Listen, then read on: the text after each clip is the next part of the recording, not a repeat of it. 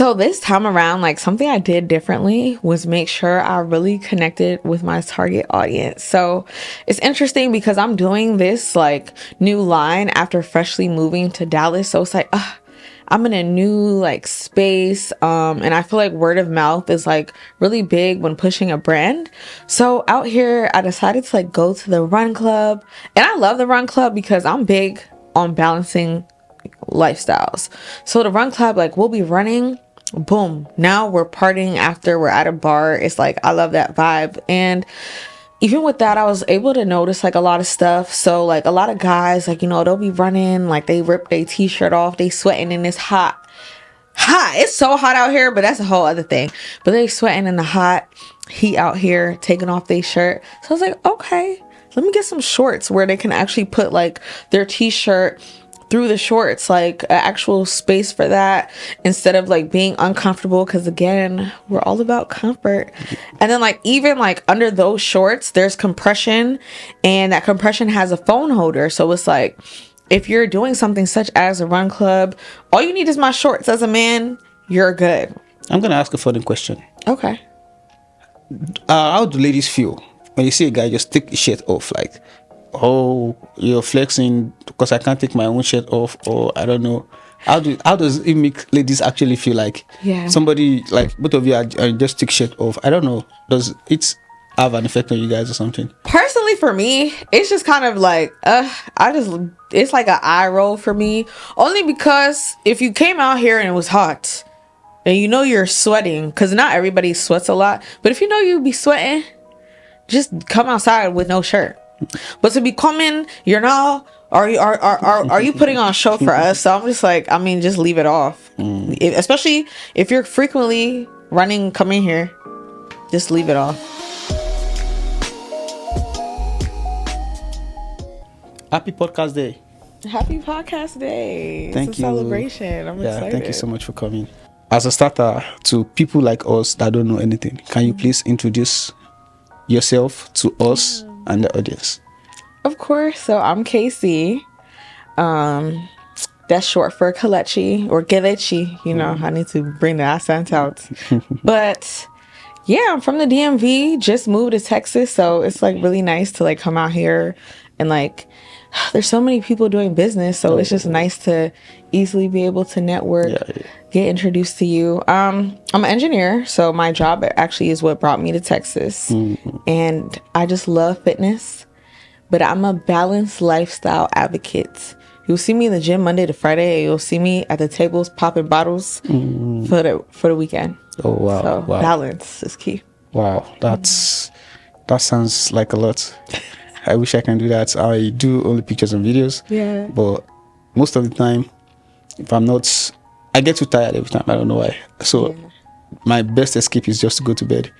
Like today, I've been to bed twice. Oh, really? Yeah. Like when I woke up in the morning, I've been to bed twice today. So instead of snack time, it's nap time. Yeah. Honestly, I just get really tired these days. Maybe because I've been working back to back and stuff. Yeah. I envy you. Maybe one day, me too, I'll be like, oh, maybe. Let me not talk too much. It'll give you energy. Like the first thing, I have to work out before I even start my day. So I'll wake up early, like 5, go to the gym, do what I got to do before I go to work at 9. So it'll give you energy. You should try it. Get my workout program. Maybe I can already try by mouth by now. So for now, maybe later on, maybe I will put it into practice. But right now, no. I carry heavy gimbals all day, and this hand has more energy than this one. So yeah. Okay, there goes your weightlifting for the day. Yeah, that's part of it. So, is it because that you do both things that made you start a company, or what's made you start your company? So I started the company. I went to college, gained like that freshman 15. And I'm just like one of those people, like being uncomfortable like motivates me. So I'm like, I don't like my body right now. So I was doing all this research, like, okay, like what can I do, get the body I want? So with that research, I'm like, if I'm researching for free, I might as well research and get a certification. So I got a fitness certification, and I was training people. And then I started selling like resistance bands and sweat belts. I was like, let me sell accessories, because the thing about training people, you're in a specialty. So if you like to play basketball but I'm not a basketball coach. How will I help you? But I like fitness and I want to talk and touch everybody. So I was like, if I did like athleisure, everyone, even if you don't exercise, people are still wearing Nike and they don't exercise. So I just wanted something where any form of exercise, walking, just day-to-day errands, I would be able to touch those people in an avenue that I love. So I pivoted from like training people while I was in college to like, let me start with accessories to get my feet wet with like selling products. And then finally, after I graduated undergrad, I started selling clothes. And that's where the engineering came into play because I need money for these things. They say OPM, but sometimes I feel like when you use your hard earned money, you just work a little harder than money that you didn't really earn. So yeah. Yeah, that actually makes sense. How long have you started this? Oh, let's see. This has been about 6 years, but I amended my name. So it used to be Malicious Fitness, and that's when I was a trainer. But I was like, that doesn't sound like athletic wear. So then I changed it to Nkasì Athletics because Nkasì means comfort. And And it has a hard. It sounds like I'm talking about Wakanda, like all these powerful names. you know what I Yeah. mean? Yeah, Yeah, yeah. I'm like, okay, let me incorporate me. I'm Igbo. Our language is dying. So let me find a way where the whole world at least needs to say one Igbo word. And comfort. You Apart gotta from be comfort. Nkasi, what other Igbo name do you? What other Igbo word do you know? I know how Masu Igbo. I feel so that means I can't speak Igbo too well, but honestly, I feel like I know enough Igbo, but my accent is not there. So it like shies me away from speaking more. But I do know a good amount. Like I can hold a conversation. That makes sense. I wish at least you are better than me. I don't speak Igbo, so you're better than some people. So take is it comfort in that or take? Yeah, Thank you. yeah. That makes sense. So you say you started for 6 years, and I'm sure everybody that starts something that long Yeah. always have like struggles, difficulties that they face, and everything. So, have there been any difficulties that you've been through, or is there like, or is it all rosy? And if you've been through anything, can you just share with us or something? I've been through so much. So I started when I was selling clothes under Malicious Fitness. So I'm getting everything from Alibaba. I'm getting stuff back, like the inventory, like the colors are different from like the samples I had ordered, or like the timing was just off, or like I realized even how I allocated my selling price was off because I'm a just do it type of person. I feel like the longer you procrastinate, the less likely that you actually are to take action. So I would just like deep dive in, which I feel like kind of helped me rearrange how I'm moving forward with like now in Nkasì Athletics. But after that, I was like, I want to put matters into my own hands. I don't want to use like overseas. So I started doing cut and sew back home in Maryland.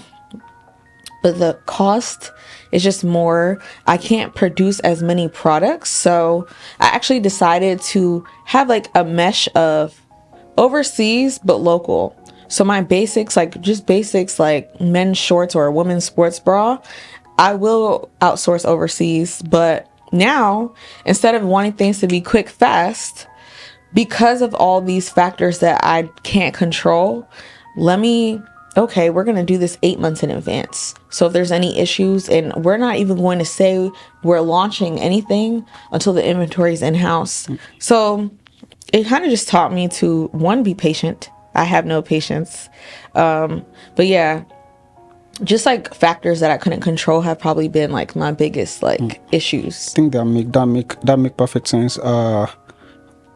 I see that you've been through, and because of what you've been through, you've learned to like, oh, like, is it weather the storm, or I don't know the word for it, but yeah, I think it's most people have to go through pain or difficulties to figure out the best strategy to like avoid it, or yeah. What you said actually is going to apply to my life now. Like, I'm going to plan it out first. Yeah. See what, maybe do a test first. I always do tests for cameras and stuff like that. Like, see when I was doing the audio, I always do all those tests so I don't have problem later. But yeah, I see that I apply it, but I don't really see. I don't know that I'm applying it, but I see some other ways that I can apply that. Like, oh, maybe I should plan 8 months forward, Yeah. and then from there, yeah, that makes perfect sense. Yeah, that makes perfect sense. So I always ask everybody this. Okay. You've been in business for 6 years, and you've shared your difficulties. You've shared what you like, the order for stuff, and then you're getting another sample. Yeah. So if you were to start again, what is one thing you're going to change? Like, oh, what's one thing you're going to change? Like, you're going to, let's say you are trying to start again, or you're trying to advise somebody that is planning on starting. What is your best advice for them, and what will you do differently? That's going to be my question. Ooh. So I think my best advice would probably be, honestly, even with all the mistakes, to like literally still just like do it. I do feel like I've talked to a lot of different entrepreneurs, and granted, you can hear their mistakes, but some children need to get burned to learn the lesson. And I do feel like that teacher is completely different than being afraid to touch something just because someone said not to, and just going after it and learning like, oh, like that hurt when I touched it. So just not overthinking. I feel like a lot of people overthink or worried about what other people are thinking, and at the end of the day, you can't please everybody. So like this is my brand on right now, but not everybody wants as much cleavage being shown. So they probably wouldn't buy this long sleeve bra for me. But that doesn't mean that other people wouldn't want that piece. So sometimes you kind of just have to make sure everything is just what you love. That would be piece of advice. And what's your other question? Okay, you basically answer it, but what I said was that if you're starting again, what will you do differently? Okay. And then what I would do differently, like I said, not too much, but planning more. So because I am very like impulsive and I just do, I feel like that nature is still in me. So if I had just like sat back and really planned, like, because I would drop like a line, but I didn't already have the next line planned. Now there's months in between. What happened? So it's almost like every time I'm dropping something, it's like a whole new rebrand, because where has KC been this whole time? Where is Nkasì Athletics? So just really having a business plan where when you're doing something and something is launching, you already know what's coming next. It's kind of like with content creation. If you have like that content calendar for like a few months, you start stocking up the content, automate it. Okay, now you posted this video today, but your next videos for the next 3 months are already automated because you planned, instead of, now you're tired because I do YouTube, and I don't stock my videos, so sometimes it can be tiring. I'm like recording today, tomorrow, and now I have to dish it as I'm going instead of just already having it, so you can actually still enjoy life, because that's important. You gotta enjoy life at the same time too. That makes sense. That makes sense. So somebody starting, you have to plan. I think planning is something everybody have to like. I think it applies to every business. If you don't plan, if you don't prepare to plan, if you fail to plan, it's plan to fail. Exactly. Yeah. So yeah, that's that's the word. So I wanted to ask something before you actually answer that. It's something I ask everybody again. It's, what's one thing about what you do, the fitness? What's one thing about what you do that you love, and what's one thing about what you do that you love and you want it to keep happening, and what's one thing about what you do that you don't like at all and you don't want it to happen again? It's a 2-in-1 question. Okay, I think one thing that I love about what I do is, Lord, just,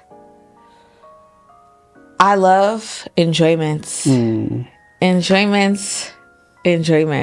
So can I be in a thong on a yacht in Dubai if I have, you're just not healthy? Like, you can't really just walk around and enjoy life the same way that you could if you were your healthiest and fittest. You have like less energy.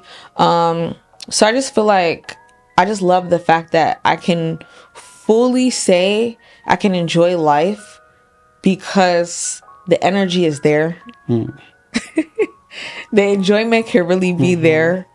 The aesthetic is there, and then confidence is like just knowing that daily I'm doing something to improve my body But then on top of that, creating products where if you feel good, you look good. So where other people can also follow that path and wear something that makes them feel comfortable. I think that's what I love the most.